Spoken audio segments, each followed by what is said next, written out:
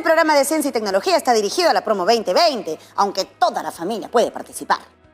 Hoy continuamos con la indagación científica que iniciamos en el programa anterior. ¿Te acuerdas cuál era la pregunta del problema? ¿Te acuerdas o no te acuerdas?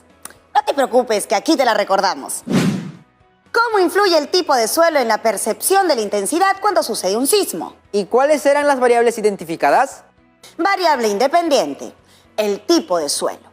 Variable dependiente, la intensidad del sismo. Y variables intervinientes, la fuerza constante aplicada al tipo de superficie, el uso del mismo resorte con la casita en todos los casos, entre otras.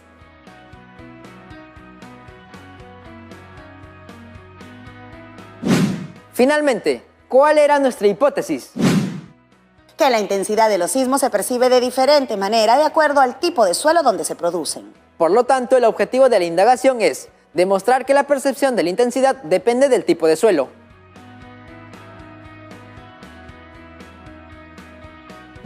Así es. Bueno, cuéntame, ¿completaste tu tabla de datos? ¡Qué bueno! ¿Y tú?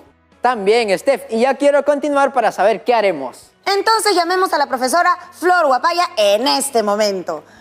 Hola, profe, ¿cómo está? Bienvenida, profesora. Un saludo muy especial a las chicas y chicos que nos están viendo en todo Perú. Deseo de corazón que ustedes también se encuentren bien de salud. ¿Se enteraron de algún sismo en estos días? No, yo no sentí ninguno. Yo tampoco, pero creo que sí hubo. Es probable que haya habido alguno. Recuerden que estamos en un país altamente sísmico. Lo que pasa es que muchas veces no lo sentimos porque son de baja intensidad o porque estamos alejados de la zona donde ocurren. ¿Y cómo podemos enterarnos de los sismos que ocurren en el país? El Instituto Geofísico del Perú, que es responsable del Centro Sismológico Nacional, emite reportes, boletines e informes sobre nuestra actividad sísmica. ¿Y cómo puede hacer eso? Haciendo uso de la tecnología. ¿Quieren conocer más sobre lo que hace el Centro Sismológico Nacional? Por supuesto. ¡Qué bueno! Porque hablaremos de eso más adelante. El propósito de la actividad de hoy es indagar sobre cómo las propiedades de los suelos influyen en la percepción de la intensidad de los sismos y argumentar sobre cómo la ciencia y la tecnología influyen en la prevención y gestión de riesgos ante los sismos. Y tu reto para hoy será elaborar tu informe de indagación sobre cómo las propiedades de los suelos influyen en la percepción de la intensidad de los sismos y aportar acciones a tu plan familiar basados en la ciencia y la tecnología para ponerlos en práctica y mitigar los riesgos ante los sismos. Sí, tenemos que estar preparados y saber cómo actuar frente a un sismo. Recordemos que pueden ocurrir en cualquier momento. Son fenómenos que no se predicen. Empecemos, profesora. Ya deben haber organizado su primer avance del informe de indagación en su portafolio de evidencias de aprendizaje, ¿verdad? Sí, lo hemos hecho. Antes de continuar, es importante recordar los criterios de la ficha de evaluación, que servirá para cotejar tu informe de indagación y tu aporte de acciones a tu plan familiar para poner en práctica y mitigar los riesgos ante los sismos. Interpreto los datos de la tabla y del gráfico, relacionando los resultados con las variables de mi indagación. Contrasto mi hipótesis con los datos del experimento y la información científica relacionada a mi hipótesis de indagación. Elaboro conclusiones que comprueban o refutan mi hipótesis. Sustento, sobre la base de conocimientos científicos, mis conclusiones acerca de los resultados obtenidos. Evalúo la confiabilidad de mis datos con respecto a todas las variables de indagación. Expreso las dificultades en los procedimientos y realizo ajustes para demostrar mi hipótesis. Comparto el informe de indagación. Expreso con mis propias palabras las razones de cómo el desarrollo de la ciencia y la tecnología nos proporciona conocimientos que son usados en la prevención y cuidado de la vida ante los sismos. Propongo acciones basadas en la ciencia y la tecnología para aportar al plan familiar de gestión del riesgo ante los sismos.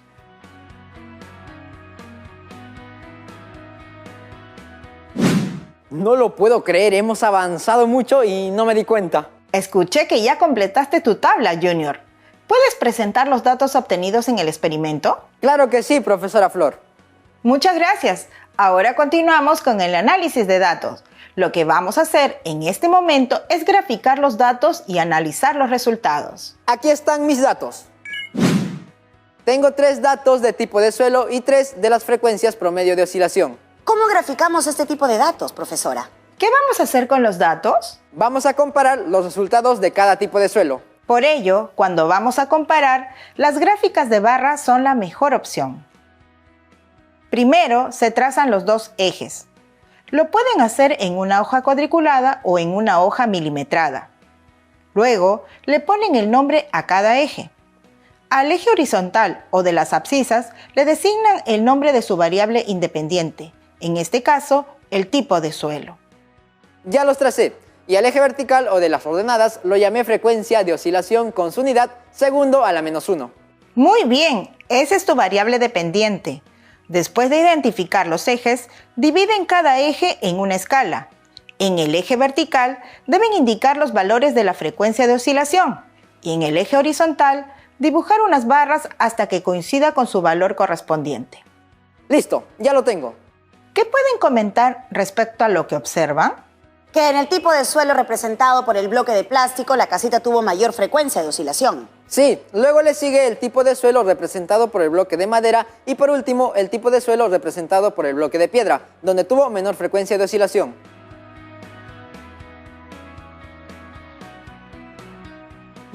¡Correcto! ¿Y qué pueden inferir de estos resultados? Que la frecuencia de oscilación es diferente para cada tipo de superficie de los diferentes suelos. Eso quiere decir que la percepción de la intensidad va a depender del tipo de suelo donde se produzca. Recordemos que la intensidad de un sismo mide el efecto que este fenómeno produce en personas, animales, estructuras y terreno en un lugar particular. La intensidad no solo depende de la fuerza del sismo, magnitud, sino también de la distancia epicentral, la geología local, la naturaleza del terreno y el tipo de construcción del lugar. Vaya, la intensidad depende de muchos factores. Así es, les comparto esta información obtenida de una investigación titulada Influencia del suelo en la respuesta sísmica de estructuras. ¿Me apoyan leyéndola? Claro, profesora. La respuesta sísmica de las edificaciones depende de las vibraciones del suelo y del diseño estructural de las mismas.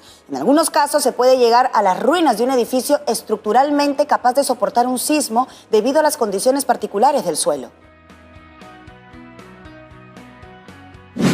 Como hemos leído, el tipo de suelo influye en la intensidad del sismo. También es importante conocer el tipo de suelo donde se va a edificar una construcción. Entonces, una casa construida de un material diferente a otra puede verse afectada más a pesar de estar las dos casas sobre la misma superficie. Así es, en nuestro modelo de indagación se usó el mismo sistema para diferentes tipos de superficies, para poder observar su comportamiento, a pesar de que la intensidad depende de muchos factores. De los resultados obtenidos podemos decir que la percepción de la intensidad depende del tipo de suelo. Eso era lo que esperábamos. ¿Se acuerda de la hipótesis? Yo la recuerdo bien. La intensidad de los sismos se percibe de diferente manera de acuerdo al tipo de suelo donde se producen. Bien, entonces, ¿qué podemos decir? ¿La hipótesis es verdadera o falsa, de acuerdo a los resultados obtenidos? Es verdadera. Porque, según la gráfica, la frecuencia de oscilación es diferente para cada tipo de suelo. Por lo tanto, la intensidad de los sismos se percibe de diferente forma de acuerdo al tipo de suelo. Bien, empecemos a elaborar las conclusiones de nuestra indagación. ¿Quién empieza? Yo, profesora. De los resultados se observa que la casita sobre la superficie del bloque de plástico tuvo mayor frecuencia de oscilación. Osciló menos sobre la superficie del bloque de madera y menos aún sobre la superficie del bloque de piedra. Esto demuestra que la frecuencia de oscilación es diferente para cada tipo de superficie y que la percepción de la intensidad va a depender del tipo de suelo donde se produzca el sismo.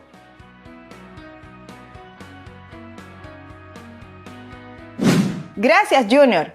Esta indagación se ha hecho a partir de un sismo simulado que fue grabado en cámara lenta, considerando todas las condiciones para que se replique el fenómeno.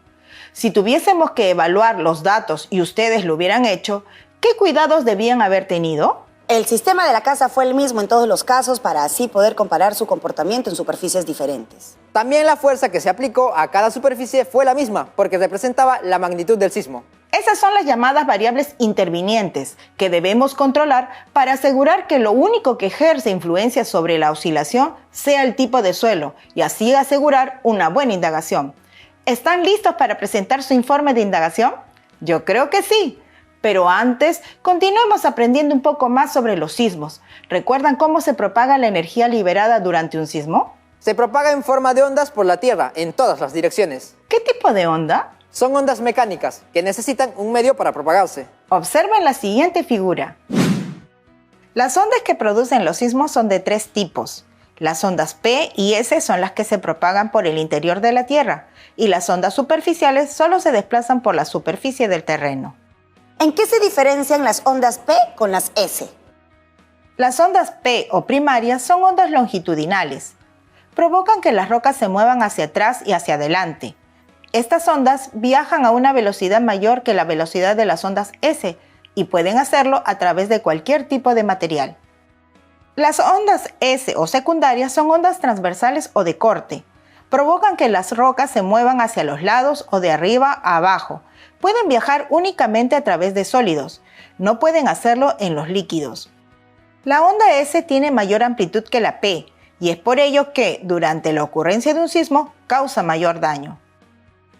Las ondas superficiales se propagan por la superficie terrestre. Son las causantes de los daños producidos por los sismos en las construcciones. Estas ondas son las que poseen menor velocidad de propagación a comparación de las otras dos.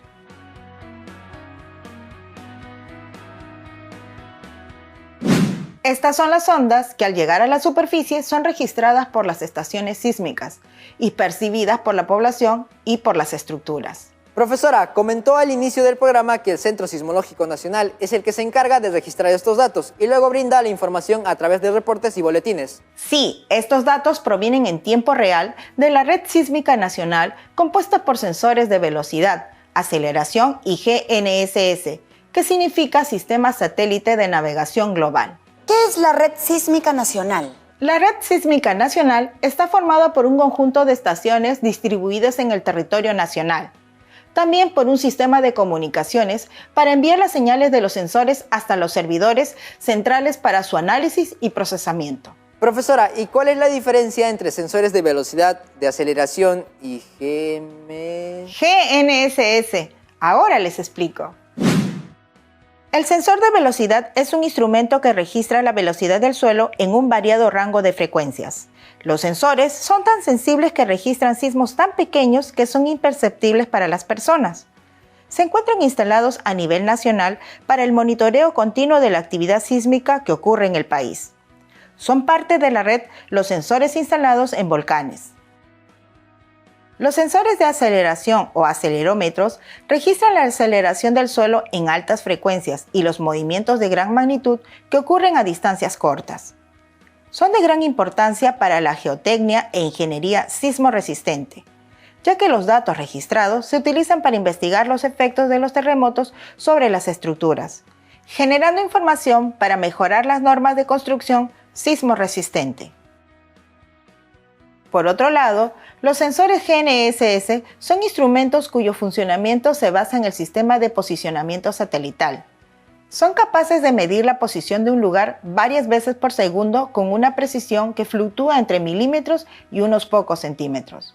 Obtienen registros de desplazamientos permanentes y del movimiento producido por el paso de ondas sísmicas provenientes de grandes terremotos.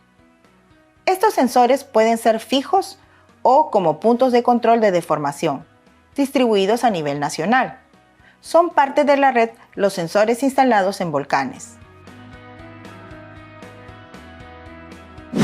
¡Qué interesante, profesora! Ocurridos los sismos, se procede al análisis de las señales sísmicas registradas y al cálculo de los parámetros del hipocentro, que son fecha, tiempo, origen, coordenadas del epicentro, profundidad del foco, magnitud e intensidades sísmicas. Me imagino que esta información se le envían a todo el Perú. La información es enviada a la Dirección de Hidrografía de la Marina de Guerra del Perú para que dé alarma en caso de ocurrir un tsunami y al Instituto Nacional de Defensa Civil para fines de mitigación de posibles daños. Son varias las instituciones que están conectadas cuando sucede un sismo. Así es. Y por lo que vemos, la tecnología es fundamental para poder monitorear el comportamiento del suelo y poder tomar medidas de precaución. Efectivamente, sabemos que nuestro país tiene diversidad de suelos. Ya conocemos la tecnología que se emplea en monitorear su comportamiento y con los resultados de nuestra indagación podemos argumentar algunas acciones y elaborar nuestro plan familiar y ponerlo en práctica y mitigar los riesgos ante los sismos. Así estaremos preparados y sabremos cómo actuar frente a un sismo. Observen el siguiente cuadro. Tiene 2 columnas. En una de ellas escribirán sus argumentos científicos y tecnológicos, y en la otra las propuestas de acción para mitigar los riesgos ante un sismo. A ver si entendí. Primero escribo un argumento. Voy a poner el resultado de nuestra indagación a manera de ejemplo. Sería: la percepción de la intensidad va a depender del tipo de suelo donde se produzca el sismo, porque la frecuencia de oscilación es diferente para cada tipo de superficie de suelo. Ahora, te haces la pregunta, ¿qué acción preventiva puedo tomar ante ese argumento? Podría ser identificar el tipo de suelo en el que se ha edificado o construido mi casa.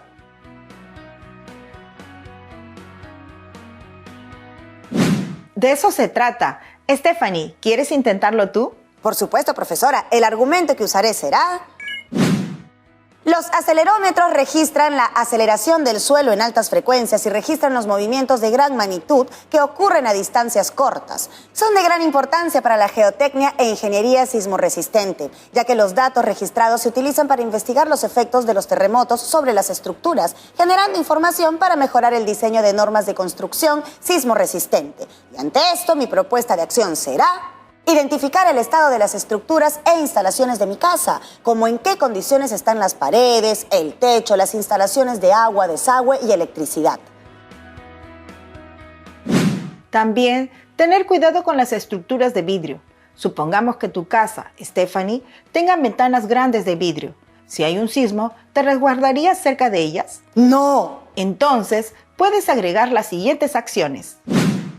Definir las rutas de evacuación del hogar y ubicar puntos de reunión fuera de casa, teniendo cuidado de que otras construcciones de nuestra comunidad no nos causen daño debido a su mal nivel estructural.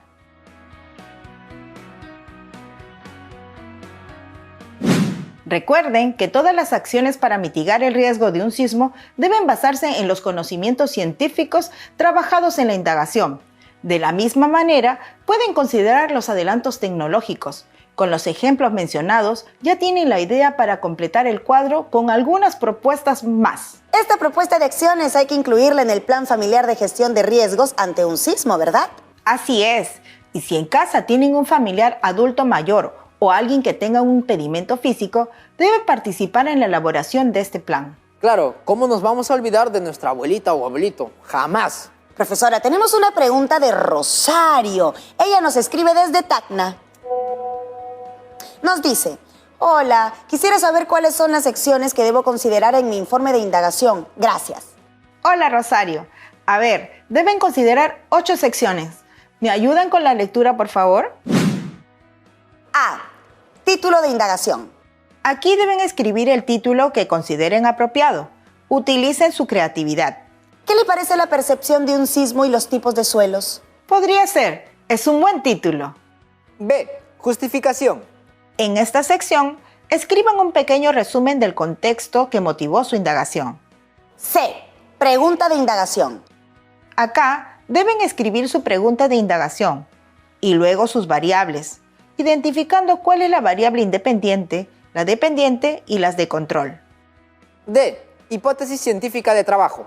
Escriban su hipótesis y su objetivo de indagación. Recuerden que debe estar en relación a la pregunta de indagación. E. Diseño de estrategias. En esta sección, deben realizar una breve descripción de todo lo que hicieron y usaron para realizar la indagación. ¿Lo recuerdan?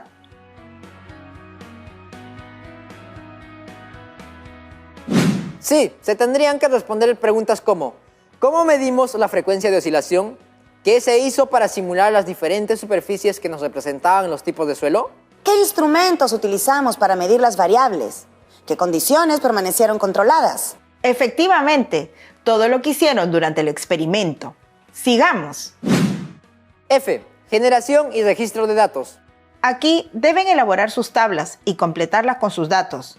No olviden colocar las unidades, es muy importante. Por ejemplo, la unidad de frecuencia de oscilación es segundo a la -1. Luego sigue la sección G, análisis y conclusión. Para esta sección, esbozamos la gráfica y explicamos todas las observaciones que hemos tenido de la gráfica. Lean el análisis que realizaron de sus datos y la contrastación que hicimos con los artículos científicos que leímos y sustenten las conclusiones con conocimientos científicos. Y para finalizar, H. Evaluación del proceso de indagación. Aquí, describan si sus datos son confiables, las dificultades que tuvieron durante la experimentación y cómo las solucionaron.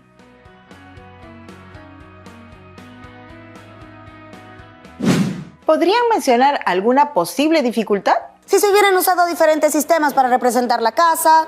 O si la fuerza de perturbación hubiera sido diferente. Una dificultad hubiera podido ser que no hayamos medido bien el tiempo de oscilación. Todo lo que han mencionado es correcto. Lo que no hemos medido bien es el tiempo del programa porque ya se está terminando. Tienes razón, Junior. Bueno, como siempre ha sido un gusto compartir un momento de aprendizaje junto a ustedes. Eso es todo por esta actividad. Gracias por todo, profesora. Ha sido un gusto tenerla en el programa. Cuídese mucho.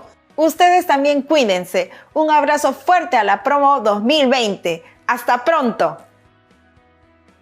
¿Hacemos un recuento de lo que hemos hecho en el programa? Ya pues. En el programa de hoy hemos aprendido más sobre los sismos y hemos reflexionado sobre la importancia del uso de la tecnología para monitorear los sismos. Estos datos aportan información para investigar los efectos de los terremotos sobre las estructuras, generando información para mejorar el diseño de las normas de construcción. El Centro Sismológico Nacional monitorea el movimiento de la Tierra y cuando hay un sismo registra los datos, los procesa y envía la información a la Dirección de Hidrografía de la Marina de Guerra del Perú y al Instituto Nacional de Defensa Civil. Además, terminamos nuestra indagación y confirmamos nuestra hipótesis. Así es. Al esbozar los datos, observamos que la frecuencia de oscilación era diferente para cada tipo de superficie, con lo cual demostramos que nuestra hipótesis era verdadera. Luego sustentamos las conclusiones y finalmente, gracias a Rosario, recordamos la forma de comunicar la indagación en un informe.